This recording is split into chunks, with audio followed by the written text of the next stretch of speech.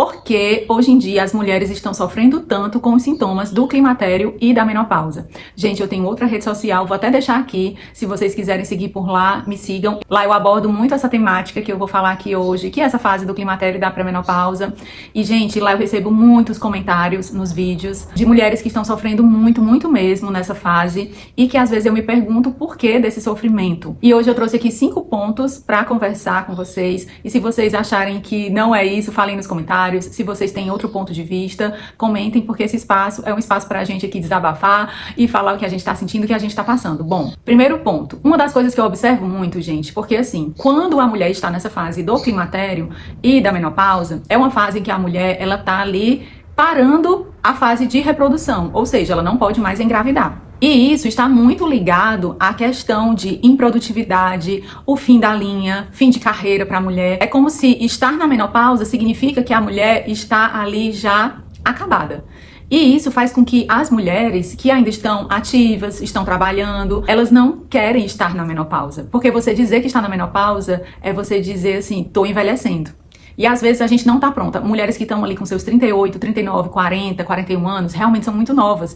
E a gente dizer assim, poxa, eu já tô nessa fase, mas eu sou muito nova, e realmente é muito nova. Só que a sociedade colocou como se, nesse momento, a mulher não servisse mais. Então, eu já comentei com algumas pessoas que, gente, dá pra perceber quando a mulher ela tá no climatério. Só pela aparência, eu consigo perceber que uma mulher tá no climatério se ela estiver com sintomas. Eu vou dar aqui exemplos pra vocês. Pele e cabelos ressecados. Com a queda do estradiol, a gente fica sem hidratação, então o cabelo fica muito ressecado, a pele do rosto fica muito ressecada, inclusive as mucosas, né? Olho, lá embaixo também. Então, só que assim, visivelmente, a gente percebe logo o cabelo, a pele, a face fica mais derretida, a gente fica com uma flacidez no rosto, devido à queda do estradiol também, colágeno. Normalmente essas mulheres ficam com gordura abdominal mais elevada, às vezes são até magras, mas ficam com aquela barriga. Então, muitas vezes, vem amigas minhas falar, Karine, eu tô sentindo isso. Eu digo, amiga, será que você não tá já entrando nessa fase do climatério? Ela, não tô nada, eu sou muito nova, mulher, pra isso, tá doida? Não, amiga, eu sou muito nova, né, isso não. Isso aqui, mulher, porque eu não tô bebendo água, ou então, eu tô com essa ansiedade porque é normal, todo mundo sente. Amiga, sabe, sempre coloca outros motivos e, às vezes, não consegue, assim, parar um pouco, refletir e dizer, rapaz, será que eu tô mesmo? Vou marcar um médico, vou fazer meus exames e vou encarar. E se tiver, realmente, vamos entrar aí, tentar buscar uma medicação ou reposição hormonal, o que seja para você melhorar nessa fase. Então, eu vejo isso muito como um bloqueio da mulher imposto pela sociedade de uma forma geral, pelo fato de ter esse conceito que a mulher que está nessa fase da vida, que é o climatério e a menopausa, ela já está assim, no final da linha, né? Já deu para ela, o tempo dela já passou.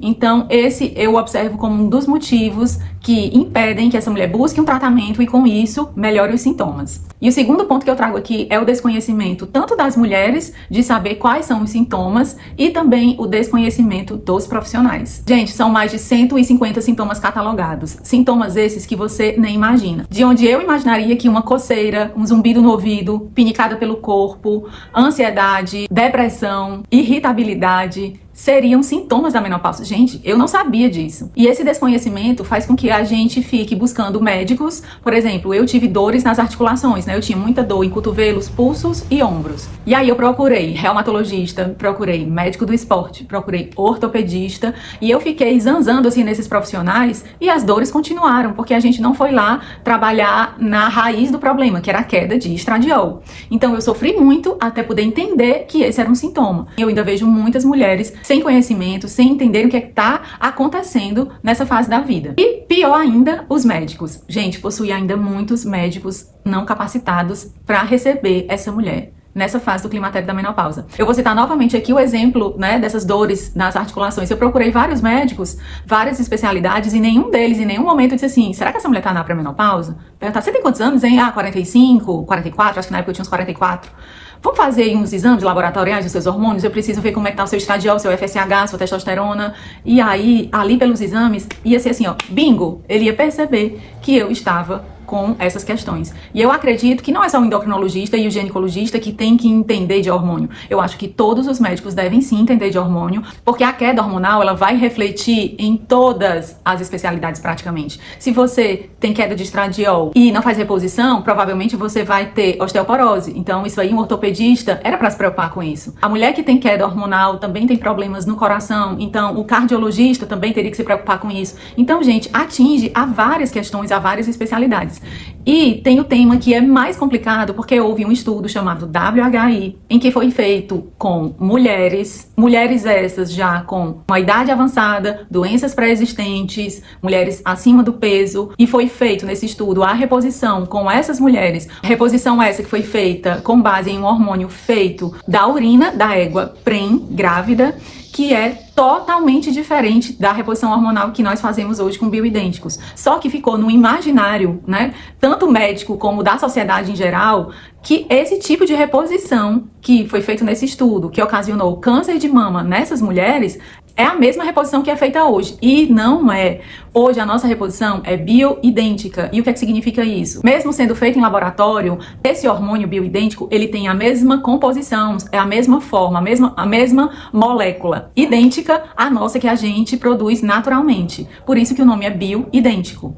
Então, gente, a falta dessa informação faz com que até hoje muita gente ache que a reposição hormonal com bioidênticos pode causar câncer de mama. Não ter essa relação causa e efeito, eu fiz reposição hormonal, vou ter câncer de mama, não existe isso. Além disso, tem se constatado que a reposição hormonal protege de doenças como AVC, doenças como Alzheimer, como osteoporose, questões também relacionadas à resistência insulínica. Então, assim, é muita desinformação. Isso faz com que as mulheres tenham um terror por hormônio, tenham muito medo, né, de adoecer, de ter um câncer, e aí elas bloqueiam completamente isso e não vão buscar informação, e os médicos também não se capacitam, e aí não passam essa informação para as pacientes, e aí fica por isso mesmo. As mulheres ficam sofrendo cada vez mais, e é por isso que tem tanta mulher hoje em dia aí falando que tá sofrendo muito nessa fase. Porque, gente, pra quem não tem sintoma, tudo bem, mas pra quem tem, como eu, que tive mais ou menos aí uns 20 sintomas, foi uma das piores fases da minha vida. Hoje eu tô bem melhor, claro que eu não tô 100% de tudo, porque hormônio também não é milagre, né, de 100%, mas assim, não tem comparação, gente. Hoje eu tenho vida. Aquela época ali eu tava só existindo mesmo só pra sofrer. Outro ponto, gente, é que a expectativa de vida da mulher aumentou. Hoje, a gente vive muito, muito mais, graças a Deus, né? Mas antigamente, a expectativa de vida era ali 50 anos, 52 anos. Então, quando ela já entrava nessa fase do climatério e da pré-menopausa, ela já estava ali pertinho do final da vida. Hoje, não. Hoje, a gente entra aqui nessa fase e a gente ainda tem praticamente mais a metade da vida pela frente, né? Mas, assim, o dobro de vida pela frente. Então, é por isso que a gente passa mais tempo tendo esses sintomas. Então, esse é um dos motivos, ao meu ver, que a medicina tem que olhar cada vez mais para essa mulher, para que essa mulher possa, sim, viver mais, mas também viver com mais qualidade. Outro ponto também que eu observo é o estilo de vida das mulheres. Gente, a vida moderna é totalmente diferente da vida de antes, né? Hoje em dia a mulher ela está muito mais sobrecarregada, muito mais cobrada. A mulher ela tem dupla, tripla jornada. Então isso faz com que ela fique cada vez mais tendo que correr. Às vezes não tem tempo de se alimentar direito, come ali muito fast food, muito industrializado, não dorme bem, não consegue ter um sono reparador. Também, às vezes, uso excessivo de anticoncepcional. Então tudo isso faz com que a mulher tenha problemas hormonais.